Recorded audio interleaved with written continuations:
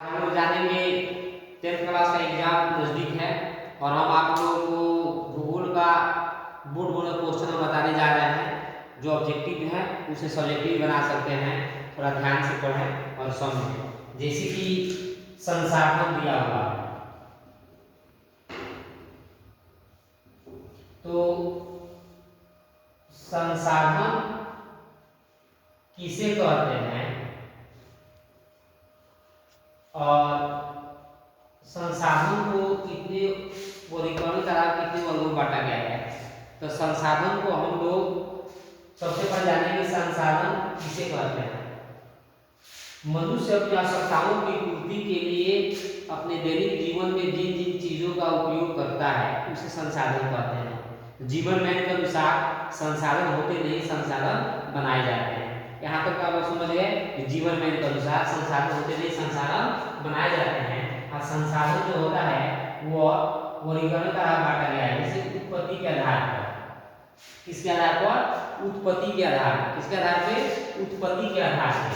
तो उत्पत्ति के आधार पे, उत्पत्ति के आधार पर एक होता है उपयोगिता के आधार पे। उपयोगिता के आधार पर और स्वामित्व के आधार पर, स्वामित्व के आधार पर है ना। और ये होता है विकसित विकास की स्थिति के आधार पर, विकास की स्थिति के आधार पर। सबसे पहले आपको ज्यादा क्वेश्चन उत्पत्ति के आधार पे है। उत्पत्ति के आधार पे हम लोग संसाधन को दो वर्गों में बांट लिए हैं। पहला हो गया जैव संसाधन, जैव संसाधन। एक है आपको अजैव संसाधन, अजैव संसाधन। तो पूछेगा एग्जाम में दिया हुआ जैव संसाधन किसे कहते हैं। वैसे संसाधन जिसमें सजीव के लक्षण मौजूद होते हैं जो जैव मंडल में पाए जाते हैं उसे जैव संसाधन कहते हैं। तो सजीव के लक्षण जिसमें पाए जाते हैं जैसे आपको मत्स्य हो गया, पशुधन हो गया, वन्य प्राणी हो गया,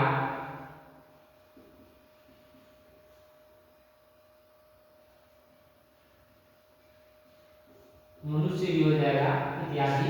अजैव संसाधन में वैसे संसाधन जिसमें निर्जीव के लक्षण मौजूद होते हैं उसे अजैव संसाधन कहते हैं। तो इसमें अजैव संसाधन में आपको आ जाएगा जैसे आपको चट्टान हो जाएगा, चट्टान हो गया, खनिज हो गया,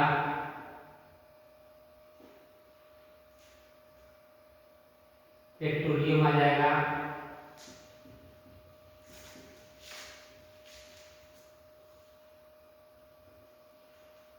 है ना। इसे कहेंगे अजैव संसाधन। इसमें जो होते हैं कि आपको निर्जीव के लक्षण से मौजूद पाए जाते हैं। यहाँ पर मत्स्य हो गया, पशुधन हो गया, वन्य प्राणी हो गया, है ना, मानव हो गया, मानव प्राणी हो गया, ये हो गया आपको सजीव के लक्षण से मौजूद होते हैं। ये हो गया आपको जैव संसाधन। इसको आसानी से आप बना सकते हैं।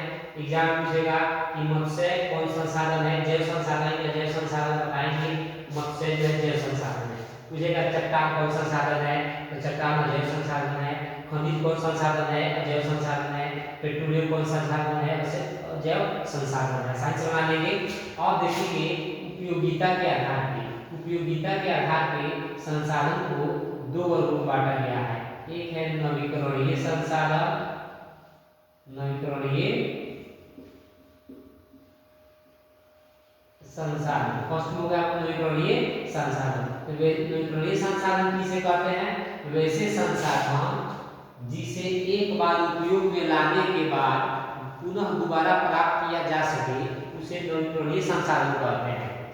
जैसे आपको नवीकरणीय संसाधन में विद्युत ऊर्जा,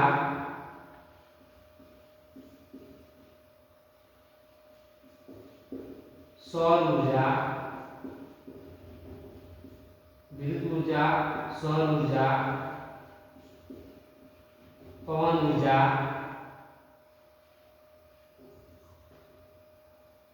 ये जितना दिया गया आपको नवीकरणीय संसाधन अंतर लग जाएगा। सौर ऊर्जा, विद्युत ऊर्जा, पवन ऊर्जा, है ना, आपको नवीकरणीय संसाधन है। इसके बाद आता है सेकंड नंबर पे अनवीकरणीय संसाधन। अनवीकरणीय संसाधन, तो अनवीकरणीय संसाधन किसे कहते हैं? वैसे संसाधन जिसे एक बार प्रयोग में लाने के बाद पुनः नष्ट हो जाता है, दोबारा उपयोग नहीं लाया जा सकता है, उसे अनवीकरणीय संसाधन कहते हैं। जैसे आपको हो जाएगा कोयला, कोयला हो गया, पेट्रोलियम हो गया,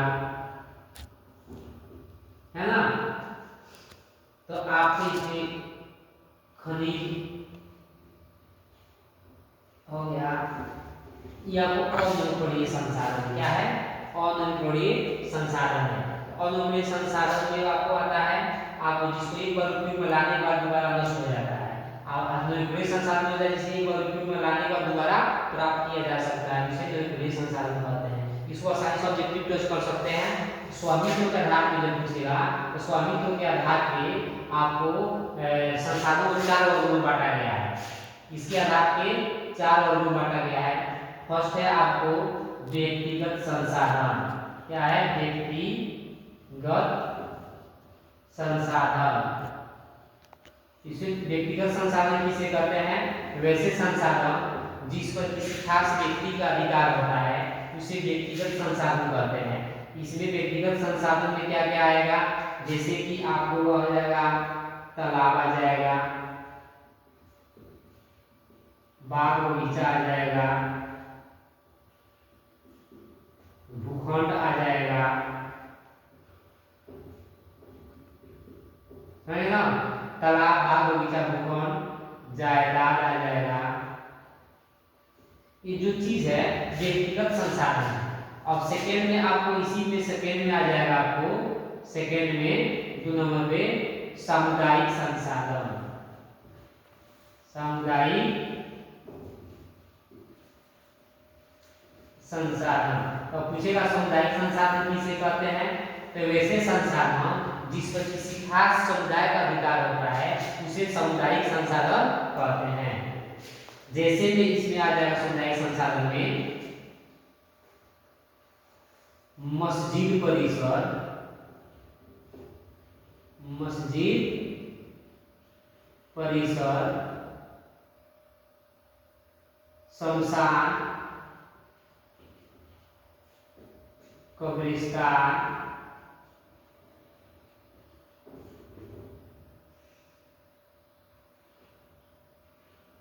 चर्च, गिरजाघर, चर्च परिसर आ जाएगा, चर्च परिसर, गिरजाघर, सामुदायिक भवन, सामुदायिक भवन, चारागाह, है ना। आपको सब आ जाएगा सामुदायिक भवन, जैसे मस्जिद परिसर, शमशान, कब्रिस्तान, चर्च परिसर, गिरजाघर, सामुदायिक भवन, चारागाह, ये सब सामुदायिक भवन या सामुदायिक संसाधन हो जाएगा। इस पर किसी खास समुदाय का अधिकार होता है। थर्ड में आता है, इसमें थर्ड नंबर पे आता है आपको राष्ट्रीय संसाधन। क्या आता है? राष्ट्रीय संसाधन। तो वैसे संसाधन जिस पर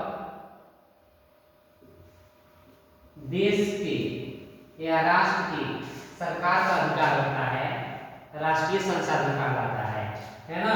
जिस पर राष्ट्र का अधिकार होता है उसे राष्ट्रीय संसाधन कहते हैं, है ना। और जैसे कि इस पर इसका जो उपयोग होता है वो किसी भी राज्य के लिए सरकार उसका उपयोग कर सकती है ना। और राष्ट्रीय संसाधन में आपको जैसे कोई भी चीज जैसे कि सरकार जो होती है उसको क्या करती है कि किसी राज्य के हित में उसका उपयोग कर सकती है ना। ठीक उसी प्रकार आपको फॉर्म होता है अंतर्राष्ट्रीय संसाधन। फॉर्म क्या होता है? अंतर्राष्ट्रीय संसाधन। तो वैसे संसाधन इसकी फॉर्म होगा अंतर्राष्ट्रीय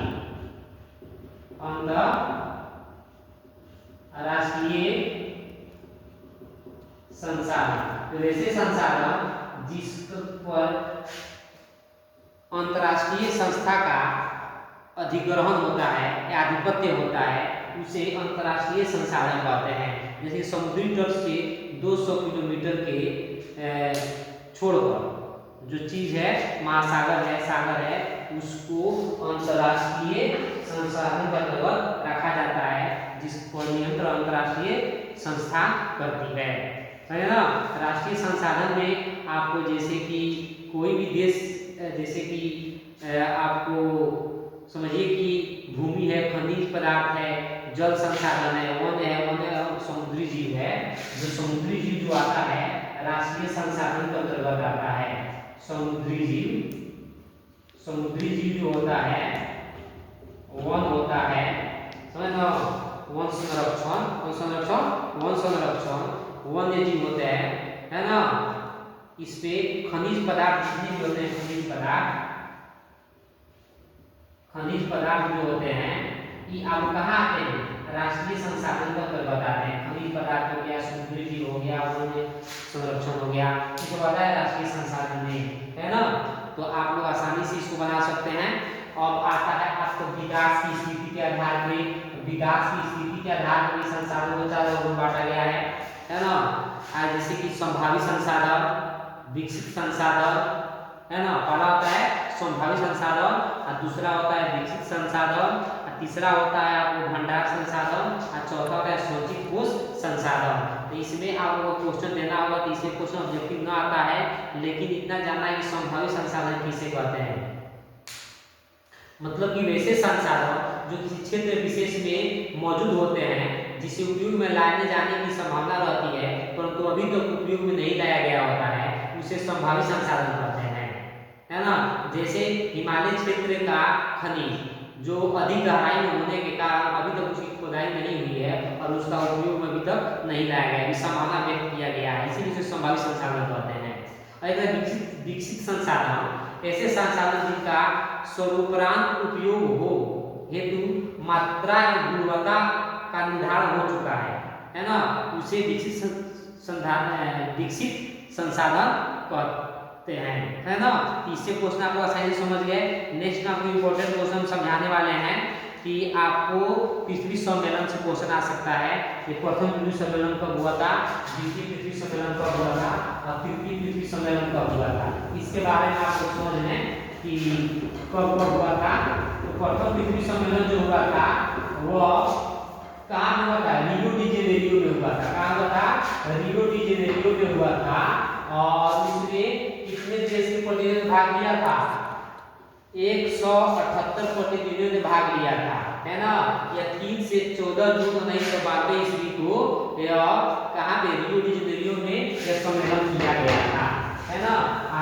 प्रथम पृथ्वी सम्मेलन जो है उसमें आपको क्या बताया गया था?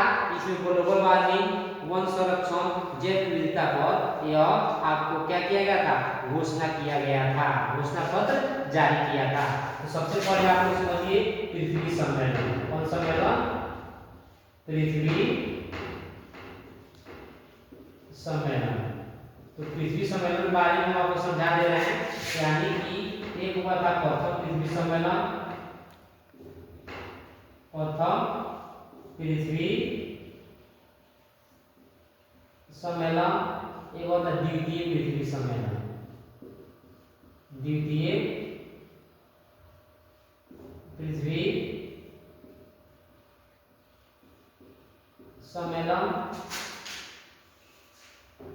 एक होता है क्योटो सम्मेलन। क्योटो सम्मेलन और एक हुआ था तृतीय पृथ्वी सम्मेलन। तृतीय पृथ्वी सम्मेलन।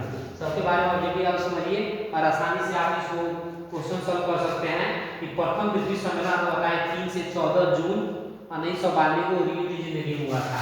प्रथम पृथ्वी सम्मेलन जो हुआ था आपको कब हुआ था? 3 से 14 जून 1992 को रियो डी जेनेरो में हुआ था। समझ गए? इसमें 178 प्रतिनिधियों ने भाग लिया था। यहाँ तक समझ गए? 178 प्रतिनिधियों ने भाग लिया और आपको इसमें जो विशेष जो बात कही गई इस पे क्या किया गया कि ग्लोबल वार्मिंग के ऊपर ग्लोबल वार्मिंग, वन्य संरक्षण और आपको जैव विविधता पर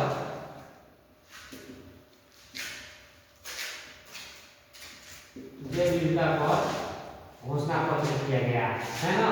तो आपको इससे क्वेश्चन पूछेगा कि प्रथम पृथ्वी सम्मेलन कब हुआ? 3 से 14 जून 1992 में हुआ था। यह कहाँ हुआ था? रियो डी जेनेरो में हुआ था। इसमें कितने प्रतिनिधियों ने भाग लिया था? 178 देश, विकासशील देश प्रतिनिधियों ने भाग लिया था। यह किस पर हुआ था? ग्लोबल वार्मिंग, वन्य संरक्षण और जैव विविधता की घोषणा पत्र पर सम्मेलन किया गया था। नेक्स्ट में समझेंगे द्वितीय पृथ्वी सम्मेलन। द्वितीय पृथ्वी सम्मेलन को +5 सम्मेलन के नाम से भी जानते हैं। यह 23 से 27 जून 1997 को हुआ था। 23 से 27 जून को हुआ था। कब हुआ था? 23 से 27 जून 1997 को हुआ था। कहाँ पे हुआ था? यह आपको न्यूयॉर्क में हुआ था। कहाँ पे हुआ था? न्यूयॉर्क में हुआ था। न्यूयॉर्क में कहाँ पे सम्मेलन हुआ था? न्यूयॉर्क में सम्मेलन हुआ था, है ना। इसे +5 सम्मेलन के नाम से भी जानते हैं। इसे किसके नाम से जानते हैं?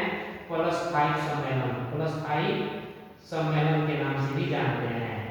यानी कि द्वितीय पृथ्वी सम्मेलन को +5 सम्मेलन के नाम से जानते हैं क्योंकि जब प्रथम पृथ्वी सम्मेलन जो हुआ था 1992 में हुआ था। 5 साल के बाद 1997 में यह द्वितीय पृथ्वी सम्मेलन हुआ।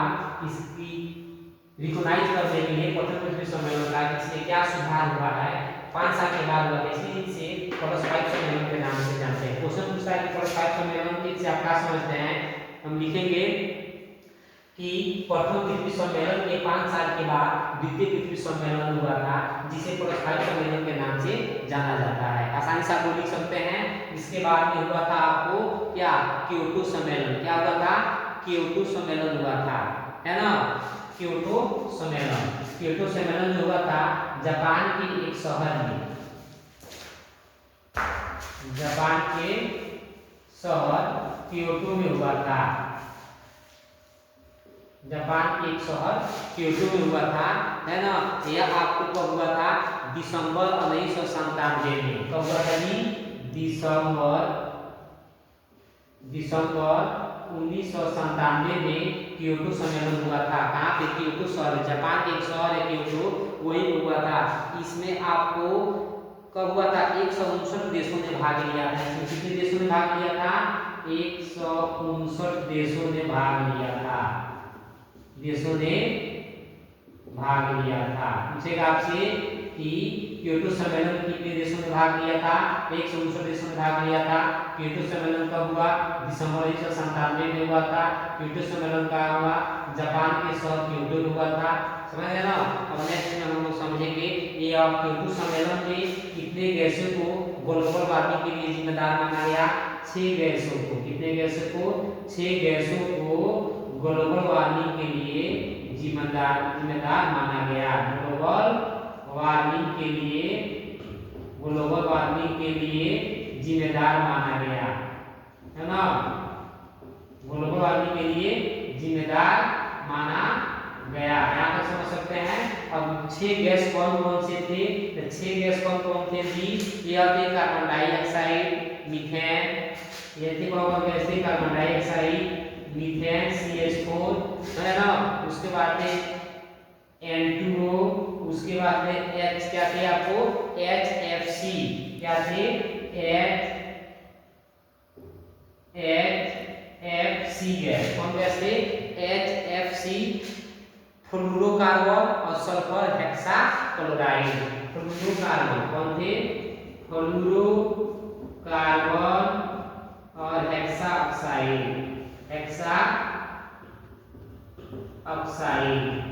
ये 6 गैस थे। कितने गैस थे 6 गैस थे जो ग्लोबल वार्मिंग के लिए जिम्मेदार माना गया था। कहाँ पे केशव सम्मेलन जब हुआ उस समय 6 गैसों थे। अब आसानी से बता सकते हैं आप लोग। और तृतीय पृथ्वी सम्मेलन कब हुआ था तृतीय पृथ्वी सम्मेलन यानी कि 10 वर्षों के बाद यानी 1992 में प्रथम हुआ था और उसमें 10 वर्ष प्लस कर लेंगे 2002 में हुआ था। कब हुआ था जी 2002 में 26 अगस्त से 4 सितंबर 26 अगस्त से कब हुआ था 26 अगस्त से 4 सितंबर 2002 में हुआ था। कब हुआ था जी 2002 में हुआ था है ना। कहाँ पे जोहान्सबर्ग में। कहाँ पे हुआ था जी जोहान्सबर्ग में हुआ था। कहाँ हुआ था जी जोहान्सबर्ग में। कहाँ हुआ था जोहान्सबर्ग में सम्मेलन। इसमें 150 धाराओं पर है ना विश्व स्तरीय सहमति तैयार करना है। इस सम्मेलन का कोई परिणाम नहीं निकल सका है ना। इसमें 2000 देशों के प्रतिनिधियों ने भाग लिया था। देशों से लगभग 2000 प्रतिनिधियों ने भाग लिया था। कितने प्रतिनिधियों ने भाग लिया था इसमें 2000 प्रतिनिधियों ने भाग लिया था। कितने प्रतिनिधियों ने भाग लिया था 2000 प्रतिनिधियों ने भाग लिया था। किस सम्मेलन में तृतीय पृथ्वी सम्मेलन में। पूछेगा तृतीय पृथ्वी सम्मेलन में कितने प्रतिनिधियों ने भाग लिया था 2000 प्रतिनिधियों ने भाग लिया था। आसानी से आप बना सकते हैं।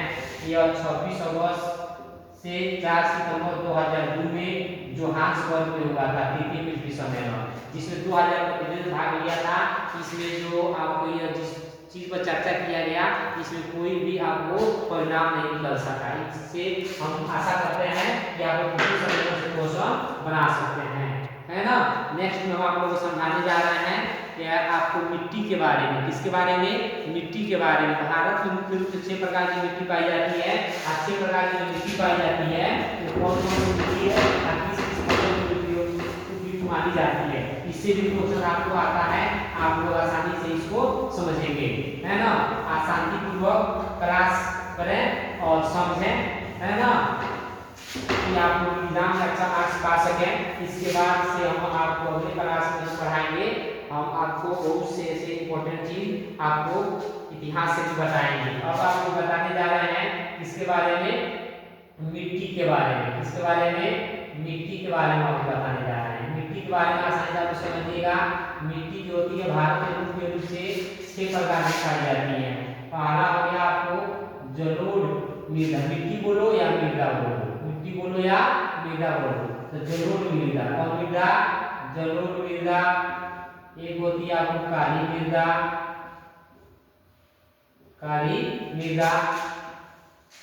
एक हो गया आपको लाल एवं पीली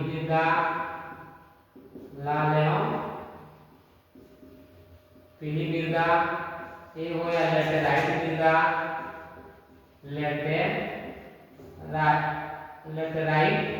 मृदा एक हो गया आपको पर्वतीय मृदा एक हो गया मरुस्थलीय मृदा।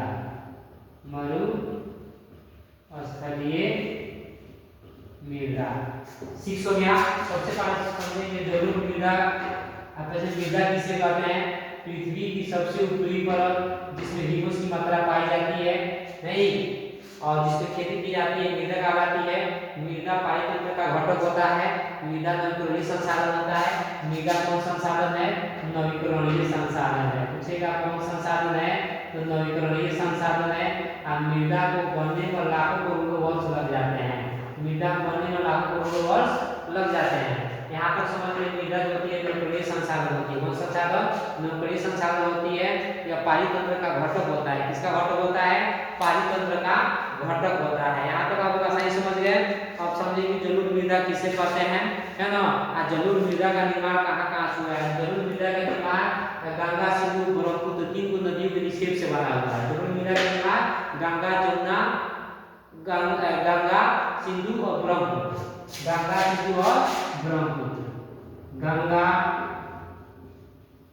सिंधु, ब्रह्मपुत्र, ये आपको 3 नदी के निक्षेप से यह जलोढ़ मृदा का निर्माण हुआ है ना। गंगा, सिंधु, ब्रह्मपुत्र 3 नदी के निक्षेप से जलोढ़ मृदा का निर्माण हुआ है। और जलोढ़ मृदा जो है आपको उम्र के आधार पे जलोढ़ मृदा को हम लोग 2 वर्ग में बांटते हैं। इसमें एक होता है आपको नवीन मृदा, नवीन मृदा को हम लोग खादर कहते हैं। एक होता है आपको बांगर मृदा। क्या होता है? बांगर मृदा। बांगर मृदा को हम लोग क्या कहते हैं? या आदि सकते हैं पुरानी मृदा। नवीन मृदा और पुरानी मृदा। पुरानी मृदा को हम लोग क्या कहते हैं? बांगर कहते हैं। क्या कहते हैं? बांगर कहते हैं। नवीन मृदा जो होती है पुरानी मृदा से ज्यादा उपजाऊ होती है। नवीन मृदा जो होती है पुरानी मृदा से ज्यादा उपजाऊ होती है। सबसे पहले आप समझेंगे कि जलोढ़ मृदा जो है, जलोढ़ मृदा में आपको किस मिट्टी का अनुपात होता है। जलोढ़ मृदा में मिट्टी में का गठन जो हुआ है बालू, सील एवं मृत्तिका के विभिन्न अनुपात से होता है। किस होता है? बालू, सील एवं मृत्तिका। बालू होता है आपको बालू, सील एवं मृत्तिका।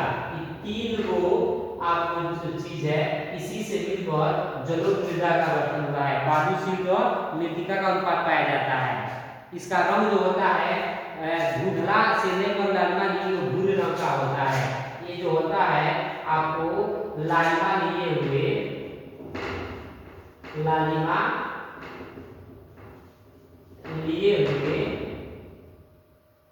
भूरे रंग का होता है।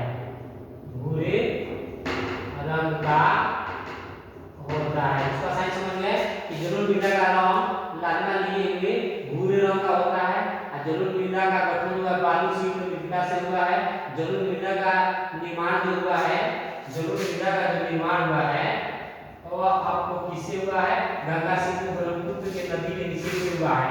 जलोढ़ मृदा को उम्र के आधार पर आपको कितने वर्ग में बांटा गया है? 2 वर्ग। नवीन मृदा और पुरानी मृदा। नवीन मृदा को खादर, पुरानी मृदा को बांगर कहते हैं। जलोढ़ मृदा जो होता है वो आपको है ना, इसमें किस तत्वों की प्रधानता पाई जाती है और किस तत्वों की आपको कमी पाई जाती है, इतना समझ लेंगे। सबसे पहले ये समझे कि पूरे भारत में जलोढ़ मृदा जो है 6.4 करोड़ हेक्टेयर में फैली हुई है। करोड़ हेक्टेयर में फैली हुई है। पूरे भारत में 6.4 करोड़ हेक्टेयर क्षेत्र में फैली हुई है ना। राजस्थान, गुजरात के समुद्री पट्टी पर पाई जाती है। ये जलोढ़ मृदा राजस्थान, कहाँ पे? राजस्थान एवं गुजरात के संकरी पट्टी पर पाई जाती है। संकरी पट्टी पर पाई जाती है। यहाँ तक समझ गए हम लोग। अब इसके नेक्स्ट में हम लोग समझेंगे कि इसमें किस तत्वों की प्रधानता पाई जाती है। किस मतलब कि तत्वों की प्रधानता पाई जाती है। तो पोटास, फास्फोरस और चूना जैसे तत्वों की प्रधानता पाई जाती है। पोटास, फास्फोरस और चूना जैसे। पोटास, फास्फोरस और चूना जैसे, यानी कि इसमें पोटास, जलोढ़ मृदा में पोटास, फास्फोरस एवं चूना जैसे तत्वों की प्रधानता पाई जाती है। कोई पूछेगा जरूर मृदा में किन किन तत्वों की प्रधानता पाई जाती है, तो पोटास, फास्फोरस नाइट्रोजन तत्वों की प्रधानता पाई जाती है। किस तत्वों की कमी पाई जाती है, तो नाइट्रोजन तत्व, नाइट्रोजन एवं जैव पदार्थों की कमी पाई जाती है। नाइट्रोजन एवं जैव पदार्थों की कमी पाई जाती है। नाइट्रोजन एवं जैव पदार्थों की कमी पाई जाती है। आसानी से बता सकते हैं नाइट्रोजन जैव पदार्थों की, यानी कि जलोढ़ मृदा में किसकी कमी पाई जाती है, नाइट्रोजन एवं जैव पदार्थों की कमी पाई जाती है। किस तत्वों की प्रधानता होती है जलोढ़ मृदा में, तो पोटास, फास्फोरस और चूना जैसे तत्वों की प्रधानता पाई जाती है। यहाँ तक आसानी से हम लोग समझ गए। नेक्स्ट में समझेंगे कि खादर में बालू और मृत्तिका का मिश्रण होता है। खादर में किसका मिश्रण होता है, बालू और मृत्तिका का, बालू एवं मृत्तिका का मिश्रण होता है। मृत्तिका का मिश्रण होता है। पूछेगा कि खादर मृदा में किसका मिश्रण होता है, बालू और मृत्तिका का मिश्रण होता है। खादर मृदा जो होती है बागल मृदा से ज्यादा उपजाऊ होती है ना। पुरानी जमीन में कंकड़ और बजरी की मात्रा अधिक पाई जाती है। पुरानी मृदा में कंकड़ एवं बजरी की मात्रा अधिक पाई जाती है। कंकड़ एवं बजरी की मात्रा अधिक पाई जाती है। क्या पाई जाती है, अधिक पाई जाती है। यहाँ तो समझ गए, यानी कि पुरानी मृदा में आपको कंकड़ और बजरी की मात्रा अधिक पाई जाती है, नई मृदा में बालू और बजरी की मात्रा नहीं पाई जाती है। समझे ना, यहाँ तो आसानी से समझ गए। अब आपको कोई पूछ दिया कि पुरानी जलोढ़ में कंकड़ और बजरी की मात्रा अधिक पाई जाती है, इसे बांगर कहा जाता है। इसे क्या कहा जाता है, बांगर। प्रश्न पूछा हुआ है कि बांगर से आप क्या समझते हैं, तो बोलेंगे वैसी मिट्टी जिसमें कंकड़ और बजरी की मात्रा अधिक पाई जाती है, जिसे बांगर मृदा कहते हैं, है ना। अब बांगर आप पूछेंगे तो बांगर मृदा जो होती है खादर मृदा से कम उपजाऊ होती है। यहाँ तक आसानी से क्वेश्चन बता सकते हैं आप लोग। और आपको ये पूछा हुआ है आपको नेक्स्ट में कि जलोढ़ मृदा जो होती है किन किन फसलों के लिए उपयुक्त मानी जाती है। जलोढ़ मृदा जो होती है वह किन किन फसलों के लिए उपयुक्त मानी जाती है, तो यह आपको होती है चावल, गेहूं, मक्का, दलहन जैसे फसलों के लिए। चावल, गेहूं किन किन फसलों किसमें मानी जाती है, यह मिट्टी जो होती है आपको किसके लिए, चावल, गेहूं, मक्का, दलहन जैसे फसलों के लिए उपयुक्त मानी जाती है। क्या मानी जाती है, उपयुक्त मानी जाती है। इस मिट्टी पर गहन कृषि की जाती है। इस मिट्टी पर कौन सी कृषि की जाती है, गहन कृषि। पूछेगा जलोढ़ मृदा को किसकी खेती की जाती है, तो गहन कृषि की जाती है। बहुत इंपॉर्टेंट है, गहन कृषि। गहन कृषि कहाँ की जाती है, जलोढ़ मृदा में की जाती है। कहाँ की जाती है, जलोढ़ मृदा में की जाती है। समझे ना। पूछेगा कि गहन कृषि कहाँ की जाती है, तो जलोढ़ मृदा में की जाती है। आसानी समझ गए।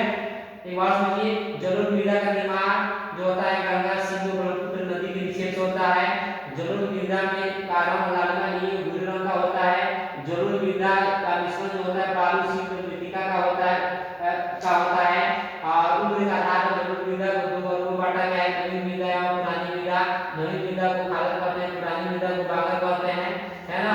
अब पूछेगा आपको जलोढ़ मृदा में पोटास, फास्फोरस, चूना जैसे तत्वों की प्रधानता पाई जाती है, और जलोढ़ मृदा में जो होता है नाइट्रोजन जैव पदार्थों की कमी पाई जाती है, और जलोढ़ मृदा जो होती है चावल, गेहूं, मक्का, दलहन जैसी फसलों के लिए उपयुक्त मानी जाती है। जलोढ़ मृदा में गहन कृषि की जाती है। पूरे भारत में जलोढ़ मृदा 604 करोड़ हेक्टेयर क्षेत्र में फैली हुई है, और जलोढ़ मृदा जो होता है राजस्थान और गुजरात के समुद्री पट्टी में पाई जाती है। आसानी से आप लोग समझ गए इसको। मुझे लगता है कि आप लोग इसे आसानी से समझ गए हैं, है ना।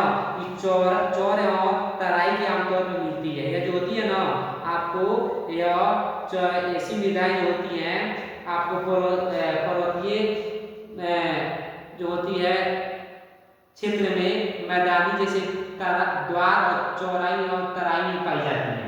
अब आप हम जानेंगे काली मृदा के बारे में। काली मृदा को हम काली कपासी मृदा कहते हैं, और काली मृदा में सर्वाधिक कपास की खेती की जाती है, इसीलिए इसे काली कपासी मृदा कहते हैं, है ना। मृदा का रंग काला होता है, इसमें एल्युमिनियम लौह यौगिक के कारण। काली मृदा का रंग काला होता है, इसमें एल्युमिनियम एवं लौह यौगिक के कारण इसका रंग काला होता है। और यह काली मृदा होती है शुष्क मौसम में इसकी मिट्टी में दरारें पड़ जाती हैं, और जब बारिश होता है तो यह पहली बारिश में यह मिट्टी चिपचिपी हो जाती है, इसीलिए बारिश से पहले इस मिट्टी में जुताई कर फसलों को बुआई की जा सकती है ना। अब पूरे भारत में यह जो है आपको 6.4 करोड़ हेक्टेयर क्षेत्र में फैली हुई है। काली मृदा पूरे भारत में 6.4 करोड़ हेक्टेयर क्षेत्र में फैली हुई है ना। और काली मृदा का रंग किसके होता है, एल्युमिनियम और लौह यौगिक के कारण होता है। इसमें कपास की खेती सर्वाधिक की जाती है। काली मृदा का स्थानीय नाम रेगुर मृदा भी कहते हैं। काली मृदा का स्थानीय नाम क्या है, रेगुर मृदा है। आसानी से आप लोग समझ गए। अब यह जो होता है, इससे क्वेश्चन बहुत बार पूछा हुआ है कि किस राज्य में पाई जाती है, तो काली मृदा महाराष्ट्र, गुजरात, कर्नाटक, आंध्र प्रदेश और तमिलनाडु जैसे राज्यों में पाई जाती है ना। ज्वालामुखी के बैसाल्टो और लावा के विघटन से हुआ है। इस मिट्टी का जो निर्माण होता है, आपको क्या होता है जी कि आपको मूल शैलों और ज्वालामुखी के बैसाल्ट है ना, लावा के विघटन से हुआ है। इस मिट्टी की सबसे बड़ी विशेषता यह है कि इसमें नमी धारण करने की क्षमता अधिक होती है। नमी धारण करने की क्षमता अधिक होती है। यह मृदा कैल्शियम कार्बोनेट, मैग्नीशियम, पोटाश और चूना जैसे तत्वों की प्रधानता पाई जाती है। कैल्शियम कार्बोनेट, मैग्नीशियम और पोटाश और चूना जैसे पौष्टिक तत्वों की इसमें प्रधानता पाई जाती है, और फास्फोरस की कमी पाई जाती है। काली मृदा में फास्फोरस की कमी पाई जाती है। किसकी कमी पाई जाती है, फास्फोरस की कमी पाई जाती है। काली मृदा में फास्फोरस की कमी पाई जाती है ना। और इसकी विशेषता है कि इसमें नमी धारण करने की क्षमता अधिक होती है। इसमें कैल्शियम कार्बोनेट, मैग्नीशियम, पोटाश और चूना जैसे पौष्टिक तत्वों की प्रधानता पाई जाती है। समझ गए आप लोग। अब हम लोग समझेंगे कि इसमें जो होता है कपास की खेती सर्वाधिक की जाती है। इसमें जो होता है गन्ना, प्याज, गेहूं और फलों की खेती भी की जाती है ना। आप समझेंगे लाल एवं पीली मृदा के बारे में। इसके बारे में लाल एवं पीली मृदा के बारे में, लाल एवं पीली मृदा किसे कहते हैं, है ना। तो लाल एवं पीली मृदा जो होते हैं, जब रवेदार आग्नेय चट्टानों के विघटन से उत्पादित होने से बना हुआ है। रवेदार आग्नेय चट्टानों के विघटित होने से आपको लाल और पीली मृदा का निर्माण हुआ है। यह जब बारिश जो होती है, तो जब मिट्टी जो होती है, जब जल अवशोषित कर लेती है, लाल मृदा जो होती है, जब वर्षा जब होता है तो जल को क्या कर लेती है, अवशोषित कर लेती है। अवशोषित करने के बाद उसका रंग जो होता है पीली हो जाती है। उस मिट्टी का रंग कैसे हो जाती है, पीली हो जाती है। समझे ना। अब यह जो होती है पूरे भारत में यह 7.2 करोड़ हेक्टेयर क्षेत्र में फैला हुआ है। लाल और पीली मृदा पूरे भारत में 7.2 करोड़ हेक्टेयर क्षेत्र में फैला हुआ है ना। यह रवेदार आग्नेय चट्टानों के विघटन होने से लाल और पीली मृदा का निर्माण हुआ है ना। यह कहाँ पे पाई जाती है, कर्नाटक, तमिलनाडु, गोवा, दक्षिण पूर्वी महाराष्ट्र, आंध्र प्रदेश, उड़ीसा, छोटनागपुर और मेघालय पठारों में पाई जाती है ना। आसानी से मान लेते हैं। इसमें जो खेती होती है, ज्वार, बाजरा, मक्का, मूंगफली, तंबाकू जैसे और फलों की भी खेती की जाती है। लेटराइट मृदा बहुत इंपॉर्टेंट क्वेश्चन है, समझिए। लेटराइट मृदा जो होता है, यह आपको ग्रीक भाषा के लेटर से बना हुआ है। किस भाषा से, ग्रीक भाषा के लेटर से। लेटराइट मृदा जो है ग्रीक भाषा के लेटर शब्द से हुआ है, जिसका शाब्दिक अर्थ होता है ई। इस लेटर का अर्थ होता है ई। क्या होता है, ई। यानी लेटराइट मृदा का गठन निर्माण जो है ग्रीक भाषा के लेटर शब्द से हुआ है, जिसे लेटर का अर्थ होता है ई। लेटर का अर्थ क्या होता है, ईट होता है। इस प्रकार की मिट्टी की विकास उच्च तापमान और अत्यधिक वर्षा वाले क्षेत्रों में हुआ है ना। जहाँ पे अधिक आपको तापमान होता है और अधिक वर्षा होती है, उस क्षेत्र में आपको लेटराइट मृदा पाई जाती है ना। यह पूरे भारत में 1.3 करोड़ हेक्टेयर क्षेत्र में फैली हुई है। 1.3 करोड़ हेक्टेयर क्षेत्र में फैली हुई है ना। और इसकी विशेषता ही है कि इसमें तीव्र निक्षालन का परिणाम है। यह मृदा जो है तीव्र निक्षालन का परिणाम है। यह जो है तीव्र निक्षालन का परिणाम है। पूछेगा आपसे यह मृदा जो है किसका परिणाम है? तीव्र निक्षालन का परिणाम है। इसका ही तीव्र निक्षालन का परिणाम है ना। इसमें अत्यधिक तापमान के कारण जैविक पदार्थों को अपघटित करने वाली बैक्टीरिया नष्ट हो जाते हैं। जब अधिक तापमान बढ़ता है इसमें जो बैक्टीरिया होते हैं वो बैक्टीरिया का नष्ट हो जाते हैं, इसीलिए वहाँ की मिट्टी जो होती है कठोर हो जाती है। क्या हो जाती है? कठोर हो जाती है ना।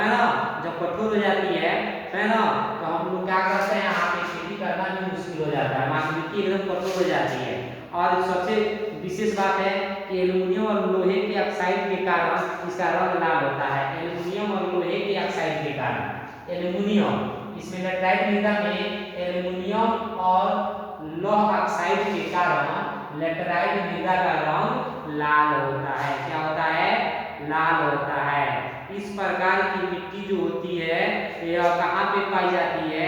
कर्नाटक, केरल, तमिलनाडु जैसे राज्यों में पाई जाती हैं। यह मिट्टी में चाय, कहवा है ना, चाय कहवा की खेती की जाती है। इसमें केरल में इस मृदा में काजू की खेती की जाती है। देखिए इसका इंपॉर्टेंट चीज है कि केरल में काजू की खेती की जाती है। केरल में मिट्टी पाई जाती है लेटराइट मृदा, वहाँ पे काजू की खेती की जाती है। इस लेटराइट मिट्टी में आपको कहवा की खेती की जाती है और आपको किसकी खेती की जाती है?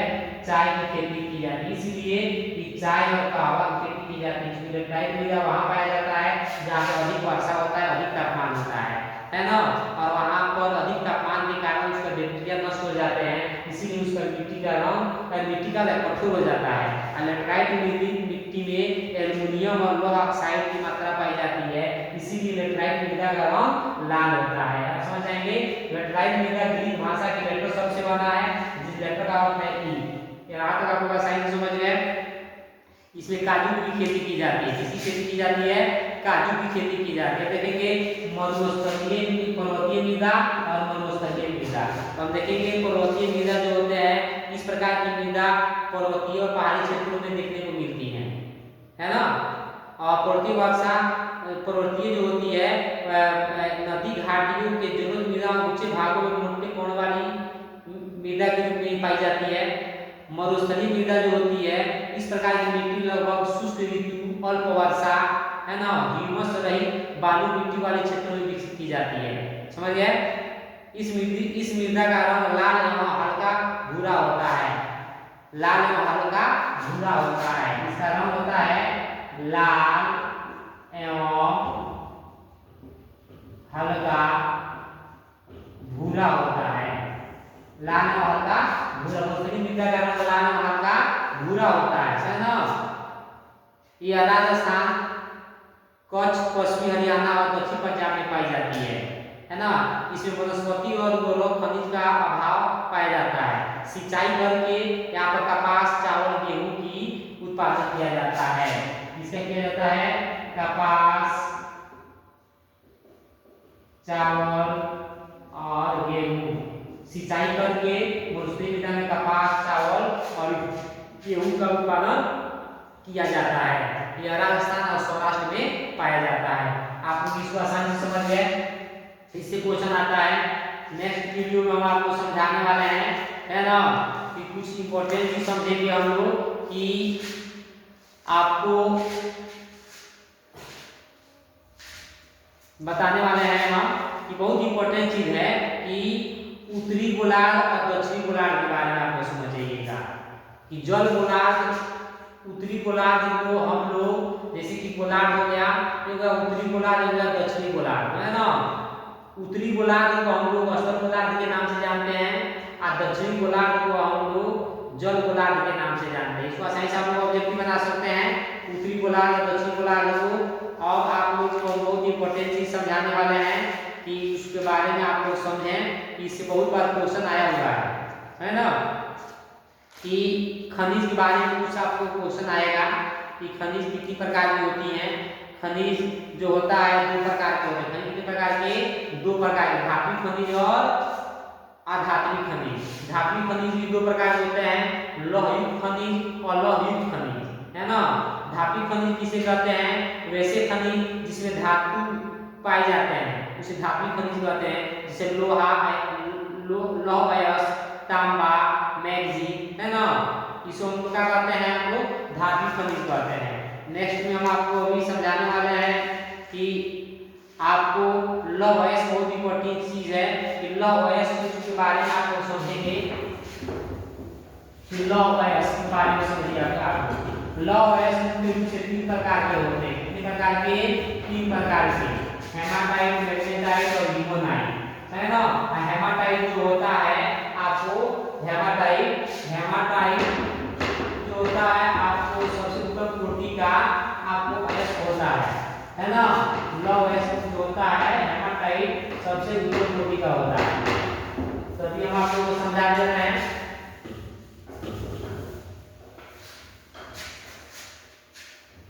सुनिए, इसके बारे में बता रहे हैं आपको।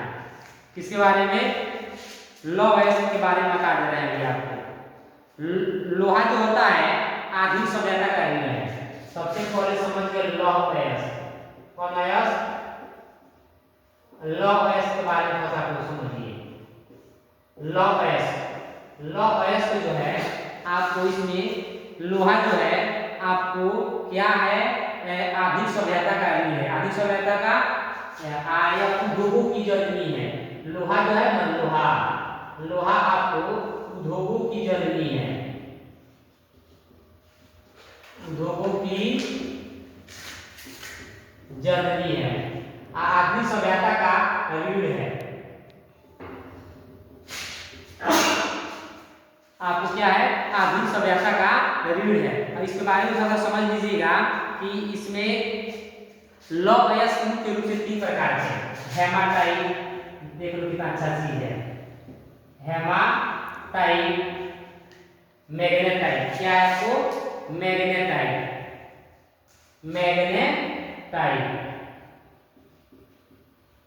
मैग्नेटाइट, और ये होता है आपको लिमोनाइट। क्या होता है आपको? लिमोनाइट। यहाँ तक आपको समझ है। हेमाटाइट जो होता है इसमें लौह अंश जो होता है 68% होता है। इसको जब गलाया जाता है हेमाटाइट को, हमको 68% आपको लोहा प्राप्त होता है। इसको मैग्नेटाइट को जब गलाते हैं तो 60% लोहा प्राप्त होता है। और लिमोनाइट को जब गलाते हैं तो हमको 40% लोहा प्राप्त होता है। यहाँ तक समझ गए हम लोग।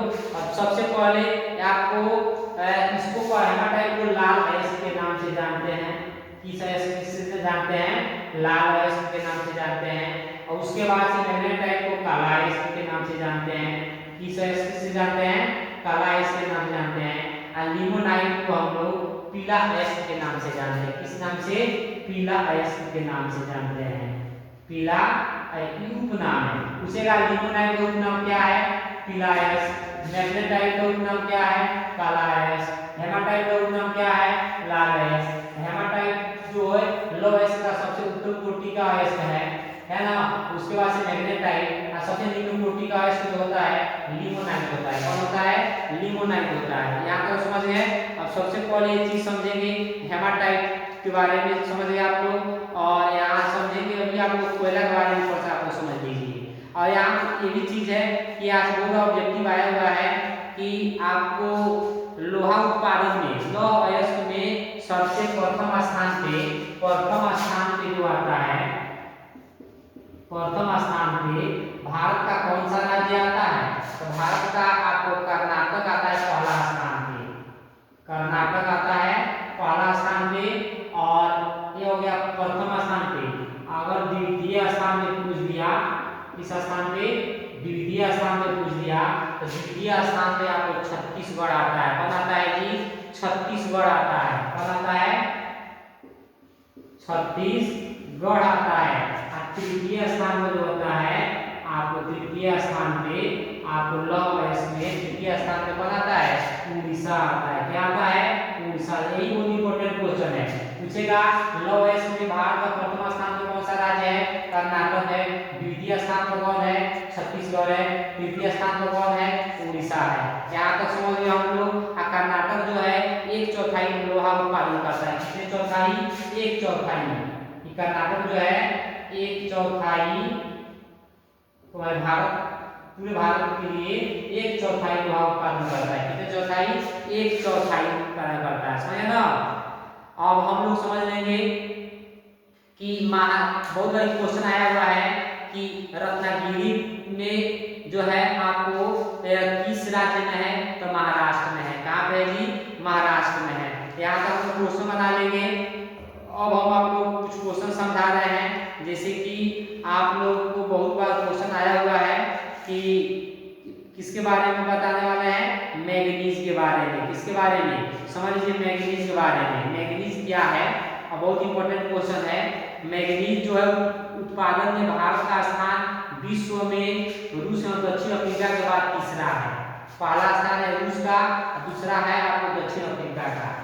समझा दे रहे हैं यहाँ।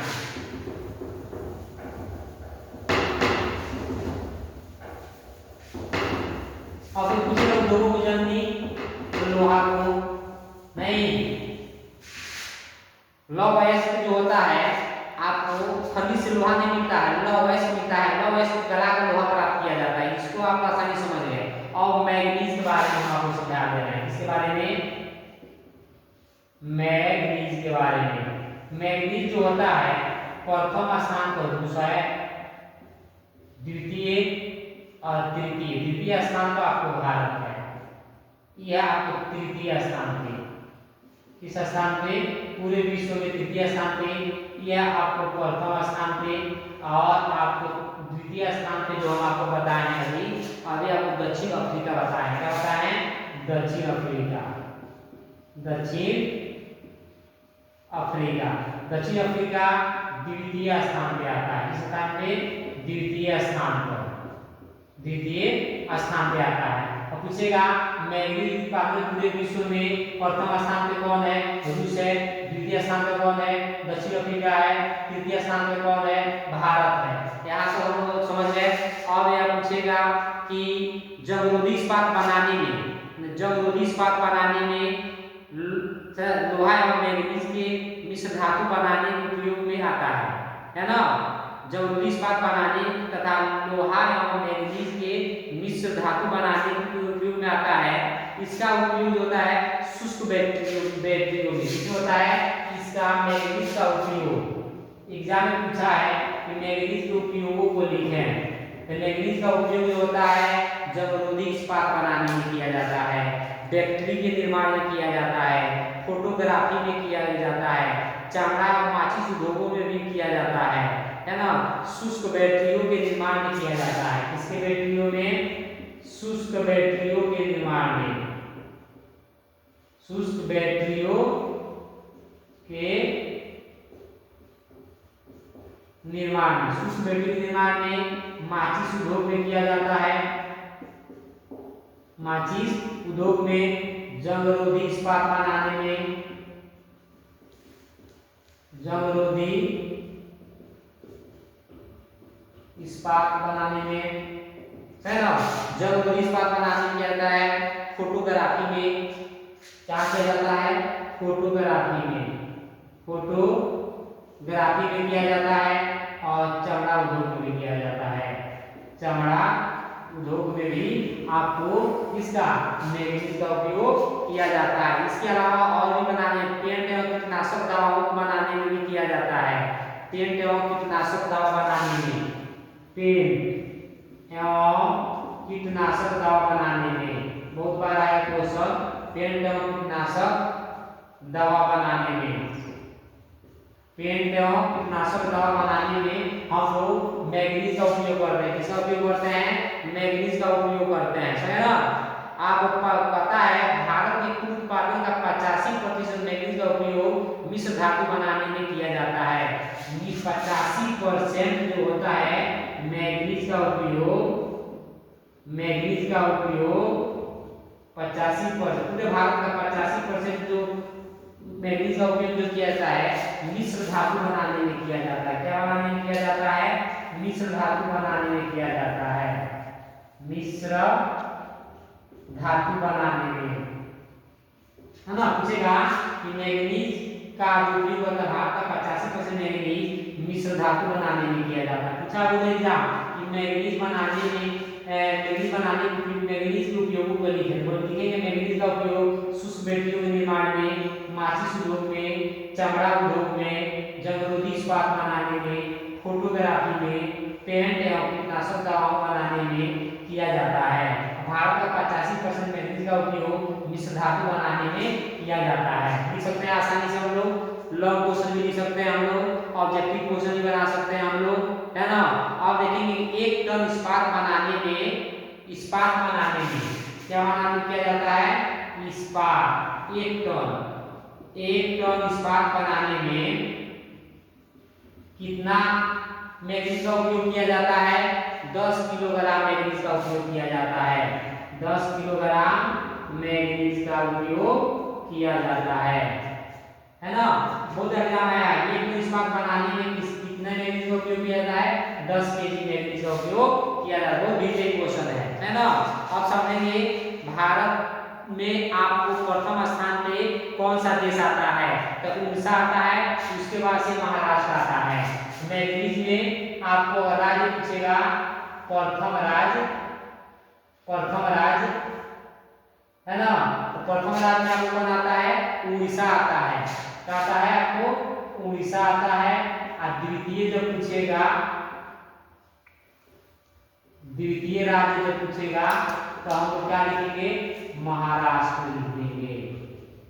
क्या लिख देंगे, महाराष्ट्र लिख देंगे, है ना। आपको यहाँ पे उड़ीसा जो है यह देश का कुल उत्पादन का 37% मैंगनीज उत्पादन करता है। पूरे देश का, हमारे भारत में यह 37%, पूरे भारत में यह 37% अकेले आपको का मैंगनीज उत्पादन करता है ना। इसीलिए यह पहले स्थान पे आता है। कहाँ पे पाया, सबसे पहले पूछेगा कि किन राज्यों में इसकी खदानें पाई जाती हैं, यानी कि उड़ीसा के किन राज्यों में मैंगनीज खदानें पाई जाती हैं। तो ये बहुत डिटेल क्वेश्चन है, किन राज्यों में पाई जाती है, इसको आसानी से आप लोग समझ लेंगे। किन राज्यों में पाई जाती है जी, आप लोग बता सकते हैं। तो इसके बारे में हम आपको बता दे रहे हैं किन राज्यों में पाई जाती है ना।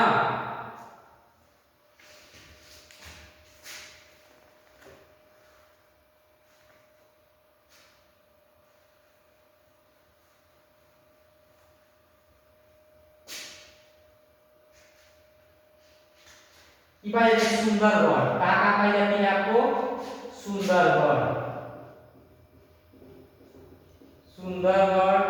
ये कहाँ है, उड़ीसा का एक जिला सब है, सुंदरगढ़ हो गया, है ना। बहुत बार क्वेश्चन आया हुआ है सुंदरगढ़ के बारे में।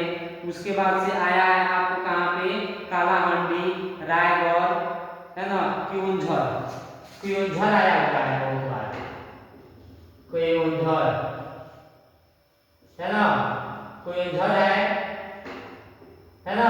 यहाँ पे सुंदरगढ़ में, क्योंझर में आपको उड़ीसा की खदानें, कालाहांडी में भी उड़ीसा की खदानें पाई जाती हैं, है ना, जहाँ मैंगनीज उत्पादन किया जाता है।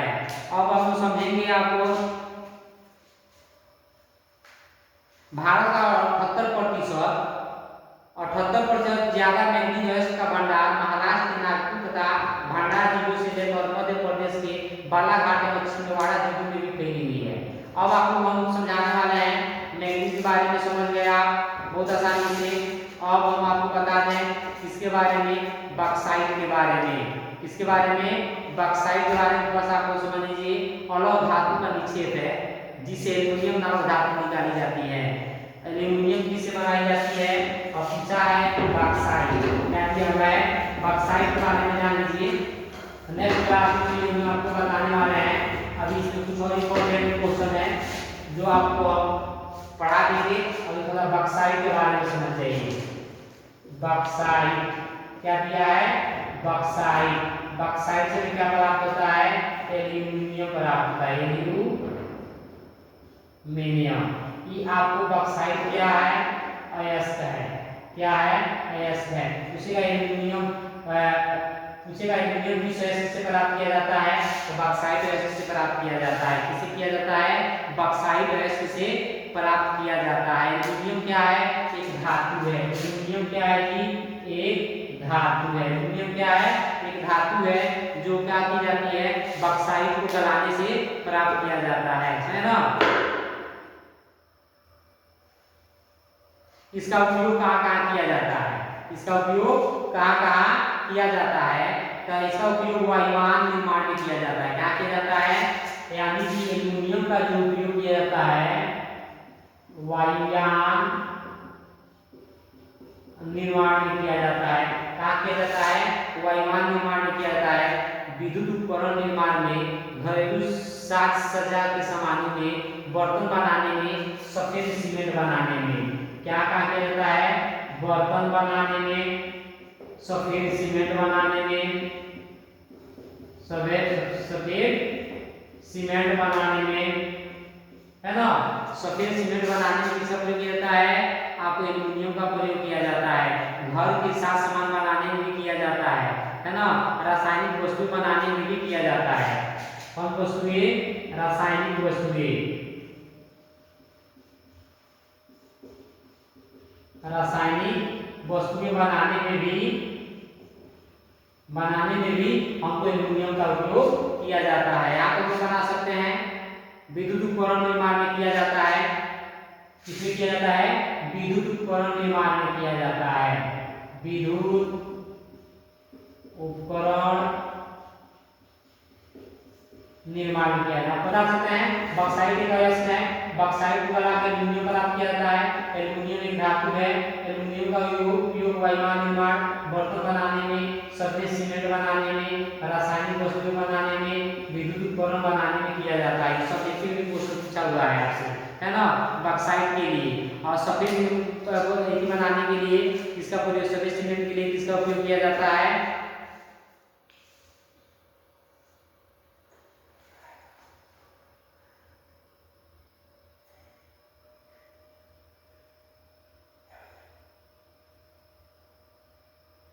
इसमें बॉक्साइट जो है आपको प्रथम स्थान पे आता है, या आपको बॉक्साइट में उड़ीसा पहला स्थान है, उड़ीसा का स्थान प्रथम है, उड़ीसा का स्थान प्रथम है। और दूसरा स्थान आता है इसका गुजरात का। दूसरा स्थान किसका आता है, गुजरात का आता है। यहाँ पर बता सकते हैं किसका आता है, गुजरात का आता है ना। यहाँ तक समझ गए आप लोग कि अब पूछेगा एल्यूमिनियम बॉक्साइट उत्पादन में प्रथम राज्य भारत का कौन सा है, उड़ीसा है। द्वितीय राज्य कौन है, गुजरात है ना। और तृतीय स्थान आपको झारखंड है। तृतीय स्थान कौन है जी बॉक्साइट में, तृतीय स्थान झारखंड है। झारखंड जो है आपको तृतीय स्थान पर आता है। भारत का तृतीय स्थान है झारखंड, जहाँ पे बॉक्साइट उत्पादन होता है। गुजरात जो है आपको द्वितीय स्थान पर आता है। किस स्थान पर आता है, द्वितीय स्थान पर आता है। उड़ीसा जो है आपको प्रथम स्थान पे आता है। उड़ीसा कौन आता है, बॉक्साइट उत्पादन में उड़ीसा जो आता है प्रथम स्थान पे आता है, और गुजरात जो है द्वितीय स्थान पे आता है। झारखंड आपको तृतीय स्थान पे आता है। इसको आप लोग आसानी से समझ गए।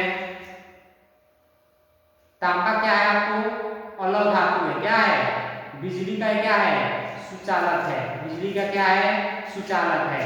अभ्रक के बारे में भी आप लोग समझ सकते हैं। अभ्रक जो है आपको, अभ्रक भारत जो है विश्व में अभ्रक उत्पादन में पहला स्थान है।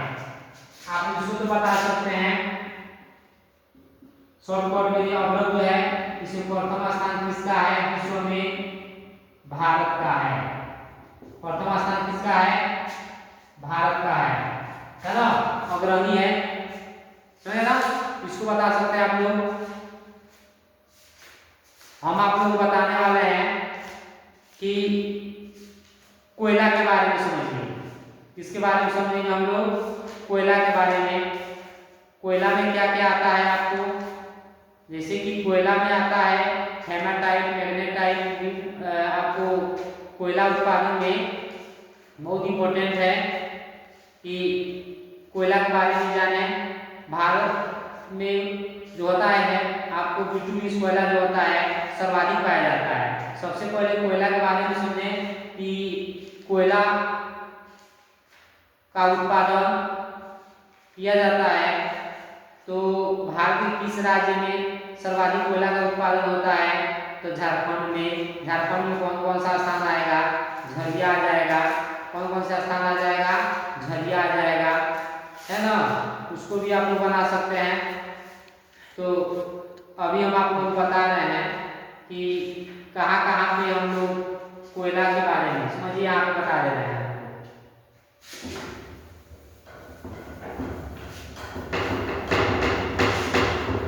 शॉर्ट सिंपल से समझिए कि कोयला के बारे में अगर पूछ दिया,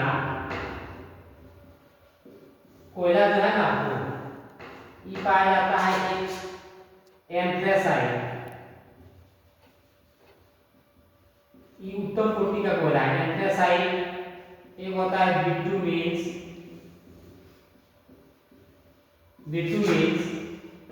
एक होता है लिग्नाइट,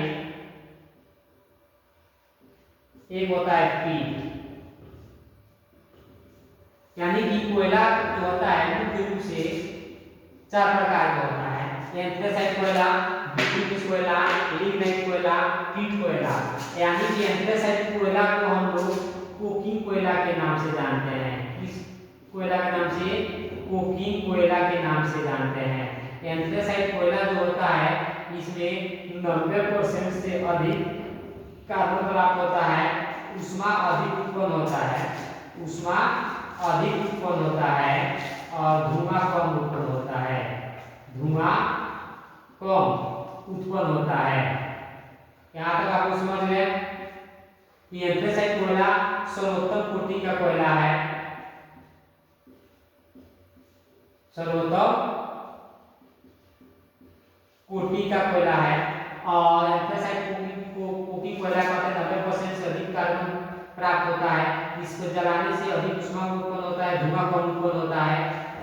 सोनार आभूषण गलाने में, सोनार जो होता है आभूषण गलाने में, आभूषण गलाने में एंथ्रेसाइट कोयला का उपयोग करता है। किस कोयला का उपयोग करता है? एंथ्रेसाइट कोयला का उपयोग करता है। यहाँ तक आप लोग समझ गए। सोनार जो होता है आपको कोयला गलाने में किसका उपयोग करता है? एंथ्रेसाइट कोयला का उपयोग करता है। एंथ्रेसाइट कोयला को किस नाम से? कुकिंग कोयला के नाम से जानते हैं। एंथ्रेसाइट सर्वोत्तम कोटि का कोयला है। इसमें इसे क्या होता है? इसमें 90% कार्बन प्राप्त होता है, अधिक होता है, ऊष्मा अधिक होता है, धुआं उत्पन्न होता है। इसलिए सोनार जो होता है आभूषण गलाने में एंथ्रेसाइट कोयला का प्रयोग करता है। और बिटुमिनस कोयला को परिष्कृत करके कुकिंग कोयला बनाया जाता है। भारत में सबसे ज्यादा कोयला बिटुमिनस कोयला पाया जाता है। भारत में सबसे ज्यादा कोयला बिटुमिनस कोयला पाया जाता है ना। और आपको इसमें जो होता है आपको यानी कि 70 से 80% तक आपको यह कार्बन पाया जाता है। और लिग्नाइट कोयला जो होता है आपको, है ना, लिग्नाइट सबसे निम्न कोटि का कोयला यह जो होता है पीट होता है। निम्न कोटि का कोयला कौन होता है? पीट होता है ना। तो इसको भी आप लोग आसानी से समझ सकते हैं कि सबसे निम्न कोटि का कोयला कौन सा है, बता सकते हैं? निम्न कोटि का कोयला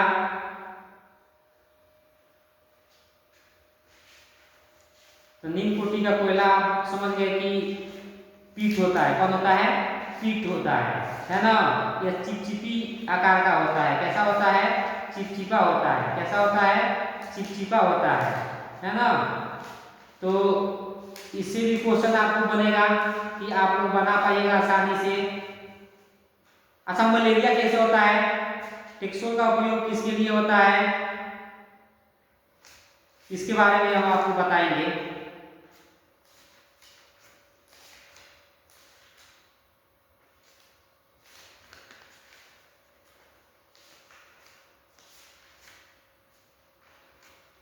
अच्छा, कोयला के बारे में जो आपको बताया गया कि अभी भी हीराकुद घाटी से भी क्वेश्चन आएगा, इसको हम आपको बताएंगे कि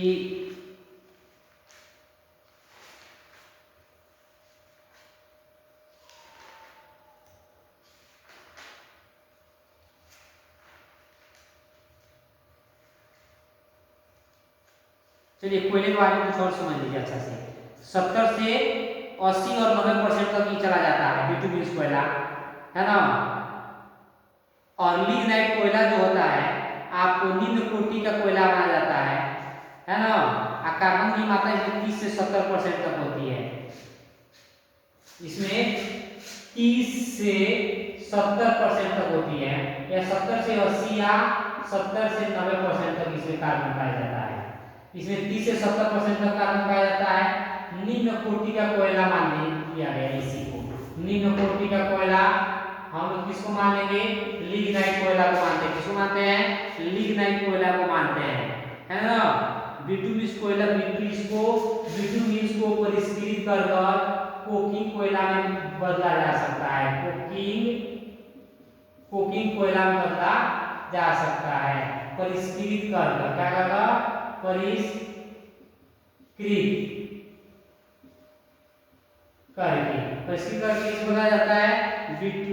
आपको कोकिंग कोयला में बदला जा सकता है। अच्छा ये बताइए, टर्शियरी समूह जो होता है, आप गोंडवाना समूह के बाद टर्शियरी समूह में कोयले का निर्माण 5.5 करोड़ वर्ष पुराना है, जो असम, अरुणाचल प्रदेश में नागालैंड में पाया जाता है।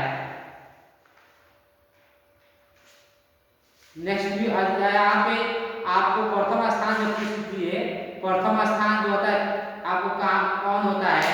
तो झारखंड आता है। कोयला उत्पादन में प्रथम स्थान दिया, भारत का कौन होता है? झारखंड होता है। कौन है? झारखंड है ना। और आपको झारखंड में आपको कौन कौन है? चलिए यहाँ तक आपको कोयला के बारे में समझ में आ गया।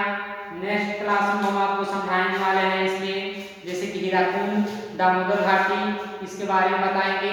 कुछ एक और वीडियो हम लेकर आएंगे आपके लिए। लिग्नाइट कोयला जो है निम्न कोटि का भी कोयला है ना। इसमें धुआं अधिक उत्पन्न होता है। लिग्नाइट में क्या होता है? धुआं अधिक उत्पन्न होता है।